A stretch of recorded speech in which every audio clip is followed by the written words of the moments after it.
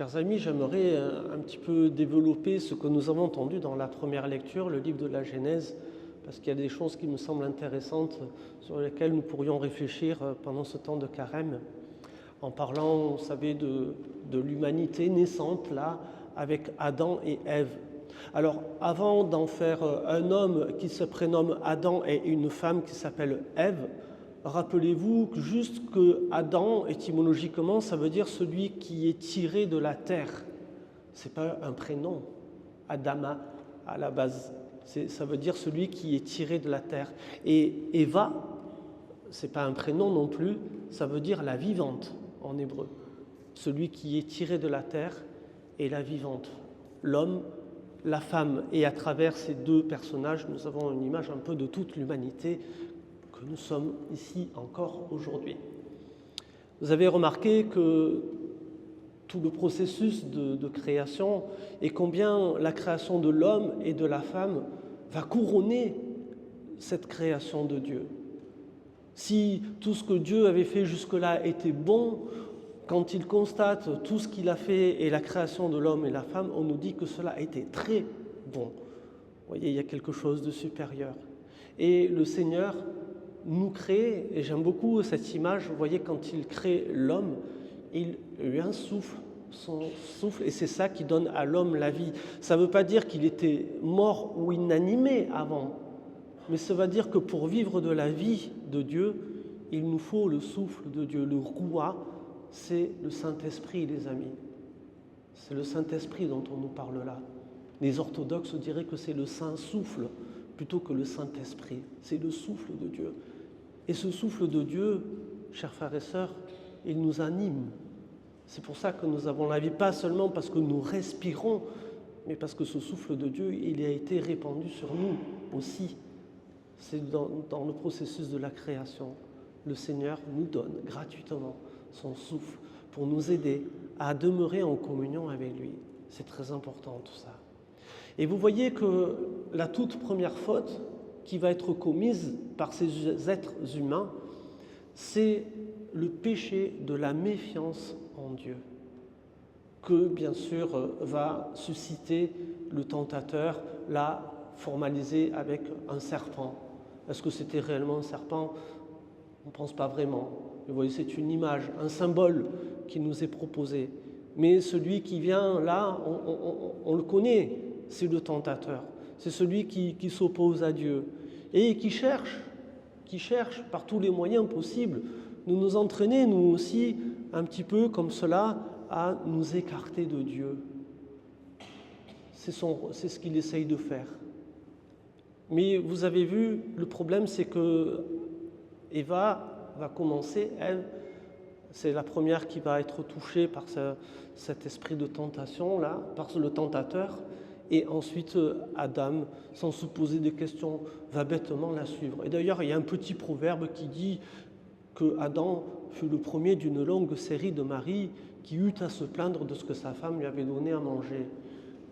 Mais au-delà de ça, vous voyez que le rôle du tentateur, en fait, c'est de générer une méfiance par rapport à Dieu. Il ne vous a pas tout dit. Il vous cache des choses. Il ne faut pas manger l'arbre du jardin. Mais pourquoi? Parce que si vous en mangez, vous deviendrez comme des dieux. Vous voyez, le serpent génère la méfiance en Dieu. Et peut-être qu'aujourd'hui encore, nous sommes porteurs, nous aussi, d'une certaine méfiance en Dieu qui nous empêcherait de lui faire pleinement confiance. Peut-être une méfiance héritée de ce qu'on entend dire, que Dieu ne peut rien faire pour nous, que le Seigneur, que Dieu, c'est un petit peu, vous savez, ce Dieu sévère, tel qu'on nous l'a donné dans certaines traditions de l'Église, un petit peu ce père fautard qui prend malin plaisir à nous corriger quand nous faisons des erreurs, des fautes, qui nous châtie, qui nous punit. D'accord ? Quelquefois, nous avons peut-être reçu un catéchisme qui véhiculait certaines images de Dieu fausses, pas celles d'un Dieu d'amour et de miséricorde tel que Jésus est venu nous le révéler, pas celui qui se plaît à justement aller rejoindre les pécheurs et à les sortir de là, plutôt que les corriger, les punir ou je ne sais pas quoi. Vous voyez, et peut-être que nous aurions, nous aussi, aujourd'hui encore, à corriger certaines images de Dieu que nous avons peut-être reçues, ou nous sommes laissés influencer par d'autres personnes qui nous ont véhiculé de fausses images de Dieu, qui fait qu'aujourd'hui encore, nous pourrions être méfiants vis-à-vis de Dieu. Est-ce qu'il souhaite vraiment notre bien? Est-ce qu'il souhaite vraiment nous sauver? De quoi nous sauverait-il? Voyez? Et vous voyez bien que si nous voulons vraiment être les disciples de Jésus-Christ, alors vous voyez bien que Jésus lui-même, lorsqu'il sera tenté par le même tentateur, par le même diable, là pas sous la forme d'un serpent, lui, Jésus, ne va pas se laisser avoir. Bon, il est le Fils de Dieu, ça aide un petit peu, c'est vrai, mais lui ne va pas rentrer dans les tentations. Il ne va pas, vous voyez, le côté pervers aussi du tenteur, si tu es le Fils de Dieu, tu es le Fils de Dieu, mais il met même le doute là-dessus, sur qui on est vraiment par rapport à Dieu, si tu es le Fils de Dieu. Tu sais très bien qu'il est le Fils de Dieu. Mais vous voyez, en disant ça, il essaye de mettre un petit peu cette espèce de soupçon, cette espèce de méfiance-là vis-à-vis de son Père. Mais Jésus, lui, ne va pas rentrer dans son piège. Lui, il va garder sa confiance en son Père, jusqu'au bout, jusque sur la croix, jusque-là, jusqu'à la résurrection.